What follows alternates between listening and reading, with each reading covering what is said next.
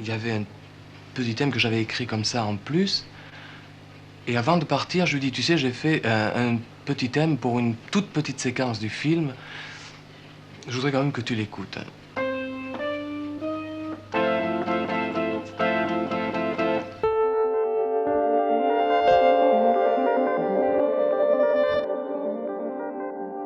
Moi, je me rappelle, Francis est venu me voir un jour. J'étais à l'époque boulevard de Strasbourg dans un tout petit bureau, tout petit bureau. J'avais une toute petite société à l'époque. Et Pierre Barrault m'a dit, il faut que je te présente un garçon qui a vraiment du talent et qui un jour devra te faire une musique de film. Je lui ai dit, bon, ben, très bien. Il me dit, quand je peux venir le voir? Je lui ai dit, je sais pas, prenons un rendez-vous. Il me dit, viens, on arrive tout de suite, on est en bas. Et Francis est monté avec un gros accordéon dans mon bureau et il a commencé à me jouer des thèmes que je ne connaissais pas. Et Lelouch a eu l'idée de me faire écrire la musique pour son film.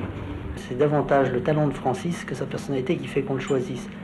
J'ai écrit la musique avant le tournage du film. Et si je demandais à un musicien de faire la musique du film, une fois que le film est terminé, le musicien serait tellement impressionné par les images qu'il ferait un pléonasme. En écrivant sa musique, il soulignerait ce que j'ai déjà souligné. Lorsqu'il compose la musique, en ne connaissant que le thème et le climat, il compose une œuvre séparément. Il voulait justement des chansons dans son film. Il voulait des chansons pour remplacer les dialogues qu'il trouvait peut-être trop mornes ou peut-être inintéressants. Je lance la musique sur le plateau et le comédien marche sur la musique beaucoup plus que sur le rythme qu'il aurait adopté s'il n'y avait pas eu de musique. Puisqu'il n'y avait pas de dialogue, il marchait avec la musique et ça donnait une espèce de côté un peu irréel et un peu... S'il n'y avait pas eu le film, je pense que la mélodie d'un homme et une femme ne serait peut-être pas devenue aussi connue qu'elle l'est maintenant. Vous savez, quand vous avez la chance d'avoir dans un film un thème qui entraîne le film, c'est très important.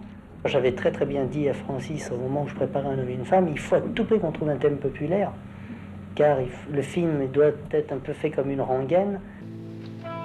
Avec notre passé pour guide, on se devrait d'être lucide, mais notre méfiance est à bout. L'amour est bien plus fort que nous. Nicole Brasil, c'est la voix qu'on entend dans le film. Oui. Et c'est votre voix. Oui. Et aujourd'hui, vous nous donnez un visage, on vous voit enfin. Eh oui. Pourquoi cette voix dans le film, à votre avis? Eh bien, c'est parce que Claude, à certains moments de l'action, pensait qu'il était difficile de faire parler les personnages et il voulait à ce moment-là qu'on entende la voix intérieure des personnages. Et il a pensé la voix intérieure avec la musique. Pour Un homme et une femme, c'était assez étrange comme circonstance parce que je lui ai joué à peu près une quinzaine de thèmes. Et puis, il y avait un petit thème que j'avais écrit comme ça en plus. Et avant de partir, je lui dis, tu sais, j'ai fait un petit thème pour une toute petite séquence du film. Je voudrais quand même que tu l'écoutes.